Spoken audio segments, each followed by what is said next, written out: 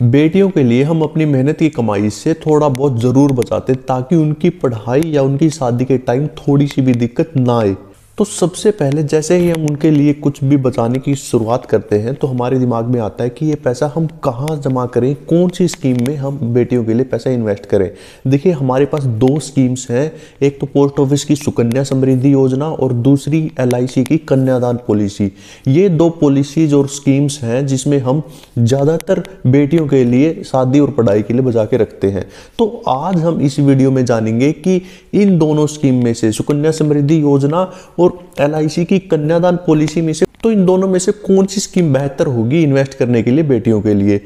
और आज की वीडियो के बाद आप खुद डिसीजन ले पाएंगे कि आपके लिए कौन सी स्कीम बेहतर होगी। तो आइए जानते हैं सुकन्या समृद्धि योजना और LIC की कन्यादान पॉलिसी में क्या क्या अंतर है और कौन सी स्कीम बेहतर है। एक एक करके सारे पॉइंट जानते हैं। सबसे पहला पॉइंट है कि सुकन्या समृद्धि योजना और LIC की कन्यादान पॉलिसी। देखिए, सुकन्या समृद्धि योजना सिर्फ हम लड़कियों के लिए खोल सकते हैं, लेकिन LIC की जो कन्यादान पॉलिसी है वो हम खाता अपनी लड़कियों के लिए भी और अपने जो लड़के हैं उनके लिए भी ये खाता खोल सकते हैं।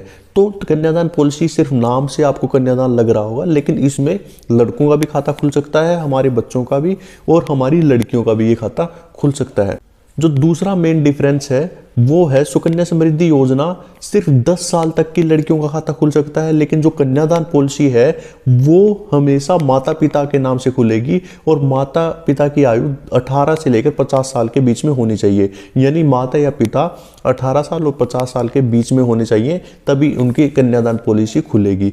तो अगला जो डिफरेंस है सुकन्या समृद्धि योजना और LIC की कन्यादान पॉलिसी में वो ये है कि जैसा कि आपको पता है कि जो सुकन्या समृद्धि योजना है वो बेटी के नाम से खाता खुलेगा और LIC की जो कन्यादान पॉलिसी है वो माता पिता के नाम से खाता खुलेगा। तो सुकन्या समृद्धि योजना में जो भी मैच्योरिटी का पैसा होगा, जब भी खाता बंद होगा तो वो पैसे लड़के को मिलेंगे, लेकिन कन्यादान पॉलिसी में जो मैच्योरिटी का पैसा है जब पॉलिसी बंद होगी वो सारा पैसा माता पिता को मिलेगा। तो ये बहुत बड़ा डिफरेंस है सुकन्या समृद्धि योजना और LIC की कन्यादान पॉलिसी में। तो अगला डिफरेंस क्या है सुकन्या और कन्यादान पॉलिसी में? तो अगला डिफरेंस है सुकन्या समृद्धि जो योजना है उसमें हमें 15 साल तक पैसे जमा करने होते हैं और 21 साल, जब खाते को 21 साल पूरे हो जाते हैं तब हमें पैसे पूरे मिल जाते हैं। लेकिन जो कन्यादान पॉलिसी है उसमें 13 साल से लेकर 25 साल तक हम अपनी मर्जी के हिसाब से कितने ही साल की पॉलिसी ले सकते हैं। हम 13 साल की भी पॉलिसी ले सकते हैं, 14 साल की, 15 साल की, अपनी सहूलियत के हिसाब से जितनी चाहे हम उतने साल की पॉलिसी ले सकते हैं। और जितने साल की हम पॉलिसी लेंगे कन्यादान पॉलिसी, मान लीजिए हमने ले ली 25 साल की पॉलिसी, तो हमें सिर्फ 22 साल तक पैसे भरने हैं। जितने साल की हम पॉलिसी लेंगे उसमें से आप 3 माइनस कर दीजिए, उतने साल तक हमें पैसे भरने हैं। मान लीजिए आपने 20 साल की पॉलिसी ली तो आपको 17 साल तक पैसे भरने हैं और 20 साल के बाद आपको पूरे पैसे मिल जाएंगे। और अगले जो दो डिफरेंस है वो सबसे इंपॉर्टेंट डिफरेंस है दोनों स्कीम्स में, और इन डिफरेंस को समझने के बाद आप क्लियर कट खुद को आइडिया हो जाएगा कि आपको किस स्कीम में अपने बेटी के लिए खाता खुलवाना है। जो अगला डिफरेंस है सुकन्या समृद्धि योजना और कन्यादान पॉलिसी में वो ये है कि सुकन्या समृद्धि योजना में आप एक साल में 250 से लेकर 1.5 लाख रुपए तक कितने भी जमा कर सकते हैं आपकी सहूलियत के हिसाब से। आपके पास किसी महीने 300 रुपये हैं तो 300 जमा कर दीजिए, आपके पास एक महीने पैसे नहीं है तो मत जमा कीजिए, अगले महीने जमा कर दीजिए। तो आपके पास एक फ्लेक्सिबिलिटी है कि आपके पास जब पैसे आए कम से कम 250 और ज़्यादा से ज़्यादा 1.5 लाख आप एक साल में जमा कर सकते हैं। लेकिन कन्यादान पॉलिसी में ऐसा नहीं है।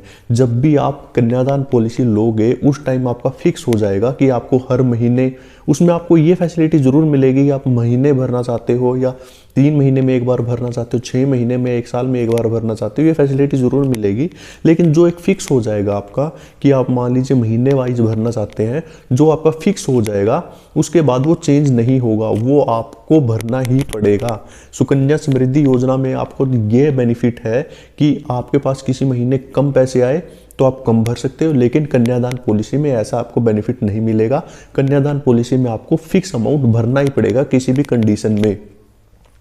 और जो कन्यादान पॉलिसी है उसमें जो आपको अमाउंट मिलने वाला है, जितने साल की आप पॉलिसी लोगे वो आपको पहले ही पता होगा कि हमें इतने रुपए मिलने वाले हैं। लेकिन सुकन्या समृद्धि योजना में ऐसा नहीं है, क्योंकि सुकन्या समृद्धि योजना पे जो ब्याज मिलता है हमें वो हर 3 महीने में चेंज होता रहता है। अगर ब्याज की दर बढ़ जाती है तो हमें उस महीने से लेकर अगले 3 महीने तक ज़्यादा पैसे मिलेंगे, अगर वो घट जाती है तो हमें कम पैसे मिलेंगे। तो ऐसा पूरे 21 साल चलने वाला है, कभी कम कभी ज़्यादा। तो कोई भी क्लियर कट ये नहीं बता सकता कि आपको सुकन्या समृद्धि योजना में अकाउंट की मैच्योरिटी पर कितने रुपए मिलेंगे, लेकिन कन्यादान पॉलिसी में पहले ही फिक्स होता है कि आपको इतने पैसे मिलेंगे। तो आप इसको समझ के आप इन्वेस्ट कीजिएगा। तो इन दोनों में से आपको कौन सा बेहतर लग रहा है तो आप अपने हिसाब से देखिएगा आपको किसमें ज़्यादा बेनिफिट है। और जो लास्ट बेनिफिट है वो बहुत ही इंपॉर्टेंट है। देखिए, सुकन्या समृद्धि योजना में हम पैसे जमा करते हैं, उस पर ब्याज मिलता है और मैच्योरिटी पर हमें पैसे मिल जाते हैं।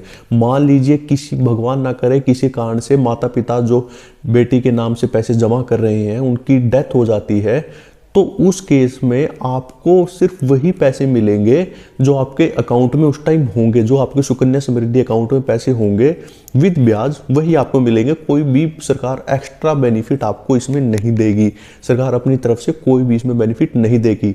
लेकिन कन्यादान पॉलिसी में यहाँ पे बहुत ही ज़बरदस्त बेनिफिट है।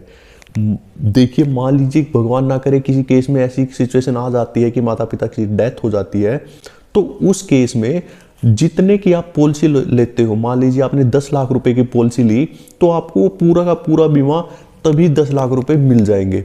इसके अलावा जितने साल बचे हैं, मान लीजिए आपने 20 साल की पॉलिसी ली थी और 3 साल ही आपने भरे थे और ये कोई ऐसी दुर्घटना घट गई, माता पिता की मृत्यु हो गई, तो उस केस में जो 17 साल बच गए, उन 17 साल के हर साल आपको, आपके बच्चों को 1 लाख रुपए हर साल मिलेगा। आपको 10 लाख रुपए तो बीमा के अलग से मिले हैं, इसके अलावा 17 साल तक आपको 1-1 लाख रुपए मिलते रहेंगे। और जो आपकी फिक्स अमाउंट हुई थी पॉलिसी लेते टाइम कि आपको इतने पैसे मिलने हैं, वो आपको अलग से मिलेंगे ही मिलेंगे। तो यहाँ पे बहुत ही ज़्यादा बड़ा डिफरेंस है सुकन्या समृद्धि योजना और LIC की कन्यादान पॉलिसी में, कि कन्यादान पॉलिसी में आपको डेथ बेनिफिट बहुत ही ज़्यादा मिलते हैं, लेकिन सुकन्या समृद्धि योजना में ऐसा नहीं है। वहीं दूसरी ओर सुकन्या समृद्धि योजना में आप 250 रुपये से भी भर के अपना खाता चालू करवा सकते हो। मान लीजिए जैसे कोरोना जैसी सिचुएशन आई थी, जब नौकरियां चली गई थी, तो उस टाइम पे अगर आपके पास सुकन्या समृद्धि होती तो आप सिर्फ 250 रुपये भर के भी ये खाता चला सकते थे, लेकिन कन्यादान पॉलिसी में आपको पूरी किस्त भरनी ही पड़ती। तो हर दोनों स्कीम के कुछ पॉजिटिव हैं, कुछ नेगेटिव हैं, वो आपको खुद देखना है कि आपको इनमें से कौन सा बेनिफिट चाहिए। दोनों स्कीमें बढ़िया हैं, आप अपने हिसाब से अब डिसाइड कर लीजिए आपको कौन सी स्कीम में इन्वेस्ट करना है अपनी बेटी के लिए। अगर आपको वीडियो थोड़ी भी इन्फॉर्मेटिव लगी हो तो चैनल को लाइक एंड शेयर सब्सक्राइब कर दीजिए। वीडियो देखने के लिए आपका बहुत बहुत धन्यवाद।